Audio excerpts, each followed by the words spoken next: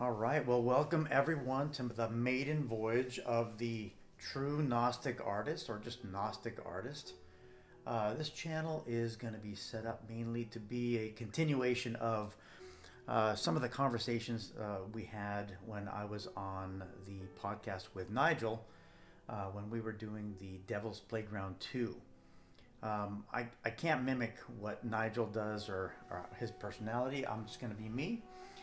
And what I hope to do in the future is have guests from other channels on so we can have discussions too, because I do think that that format of interaction probably will create a better sense of content and understanding, and just that dynamic of bouncing ideas back and forth is something that I do agree that Nigel had it, he nailed it.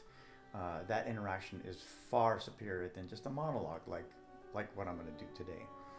So today I wanted to do a presentation that's going to kind of springboard from a conversation that I had with while I was doing Anne Marie's channel. I was a guest on her channel, and she was discussing a topic that she had interest in regarding time possibly going in reverse. We had talked about tapes and records, and so I did a presentation on the record as well. Again, that fed off of something that I saw on a previous presentation that she did. This one is going to work on the concept of a mirror. On several podcasts, I discussed with Nigel that the mirror is kind of like the scrying mirror or the black mirror, or even the black face of our cell phones, and how that connection to the mirror really kind of mimics what we look at when we look into the mirror. So with that, let me just go ahead and start sharing my screen, and I will call this presentation Mirror, Mirror, Don't Look Back. And yeah, so mirror, mirror, don't look back. Who or what is really in there? Is that mirror you? Is it something else? What's the cause of the mirror? Let's see now. All right, so next screen. So what I did is I screenshot a search of what is a mirror.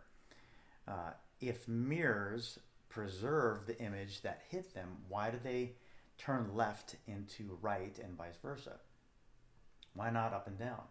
The truth is that a mirror doesn't really reverse left and right. What mirrors do is they switch from the front and back, like a printing press. We look at if you've ever ordered a stamp. You own a business, you want to kind of stamp some of your paperwork as like paid or filed, such that. So you create a rubber stamp, but that rubber stamp is going to be created in the reverse of the image that you want it to show when it's stamped. So imagine writing something on a sheet of paper in dark pen, and then holding that dark pen image into the mirror. What's it gonna do? It's gonna look backwards. And when you look at it and you hold it up into the mirror, that's when it's going to look like how you'd read it. So your mirror image is a light print of you. Light has to have. Light is what colors use in order to show form. So here's what I did. I took a sheet of paper. If you can see this right here. I took a sheet of paper sitting at this desk, and what I did is I wrote stop, but I wrote it backwards. I have the backward S, I did a T backwards, an O, and a P. And then you can see here everything's straightforward written on this on the desk over here. And I got my tarot book over here and the pen. Now, I purposely used a dark black pen because I wanted this STOP to bleed through to the other side. So if I turn this sheet over, I would see what bled through, and it wrote stop. But so then what I did is I went to the mirror and I reflected it into the mirror, and what I got was POTS, if you can see that. And then I did a double reflection and I reflected the first reflection into another mirror, and then you see this is exactly what I wrote, and then again a third reflection back to the first reflection. So you're seeing that the image is, like I said, the colors are following the stream of light. And if that mirror was just let's say, a piece of glass or plexiglass, and you looked on the back side of the mirror or the glass, what you'd see is STOP. So we'll continue.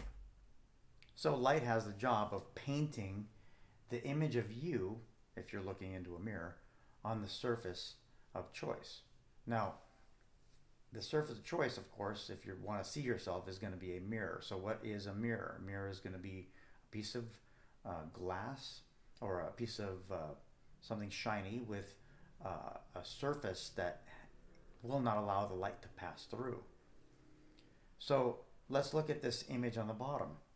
Here we see the difference of what a person looks like if you took their original image, which is the middle, right here. And what happens if I took this image and I cut it in half and I did 2 left and 2 right images. So these are double lefts put together symmetrically, and then double rights symmetrically.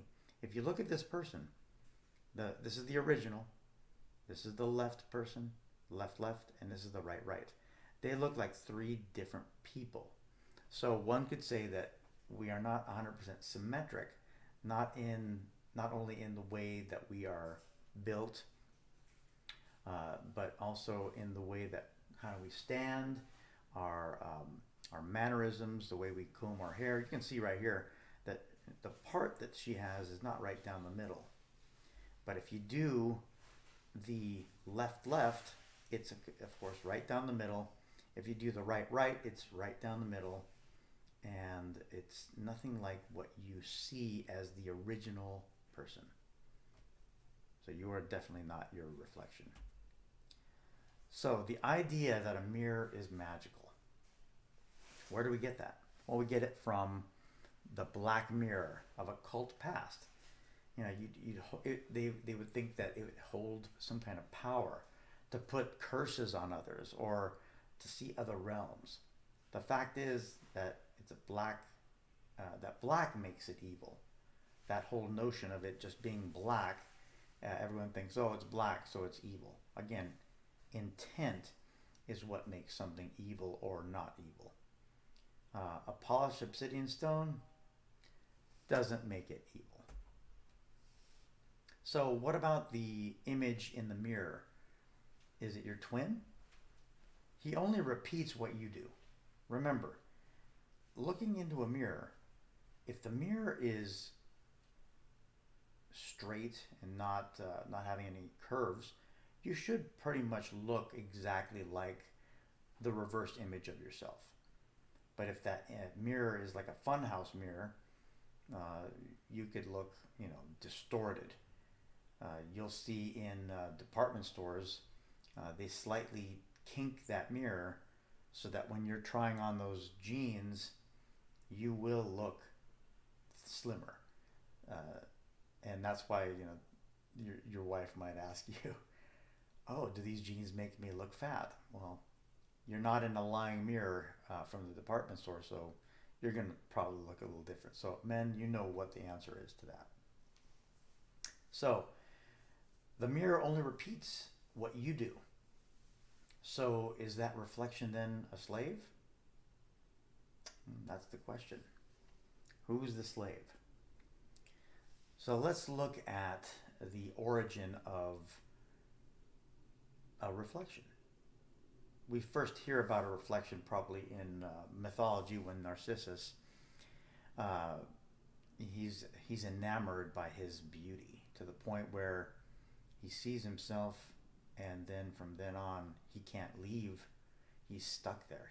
He's gonna be trapped. Isn't that funny? He's trapped. The reflection is trapped.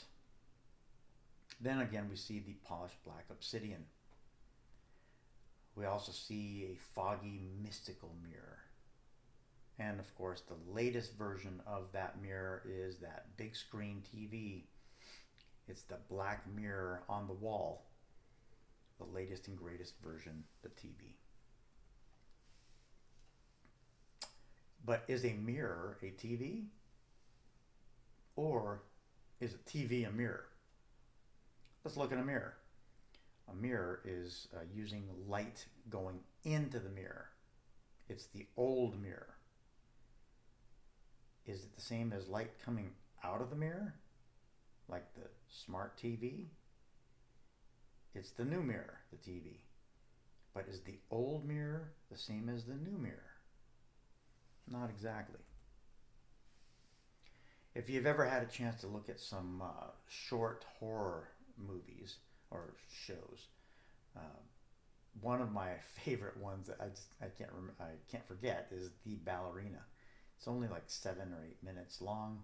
It's kind of funny, and it depicts the reflection actually taking over and forcing the human or the man or the woman to actually do what they want. So the ballerina, is it the real you versus the copy inversion of you? The ballerina dances better, the real one dances better. The reflection is clumsy and can't perform the moves. Media mongers want the magic mirror to control the meat puppet. So again, you, the meat puppet, the avatar, look into a mirror, and then in this movie, the mirror then takes over. Well, that is a symbol. It's very symbolic of what the mainstream media wants. So what they do is they put out an idea, whether it's in advertising. Edward Bernays was an expert at this. Manipulation of the mind, and so they put out these ideas, and they market them to a point where you will desire them. So now the magic mirror or the TV is going to put out information, images, things of that nature, to a point where they are going to repeat them over and over again, and you're imagining these things, you're looking at these things, these images. Eventually, they're going to make your behavior change. So in reality, what's happening, your image is actually causing you, the avatar, to make moves. It's the reverse of what a traditional mirror would do, where the traditional mirror is going to only do what you do. The reverse is going to happen now.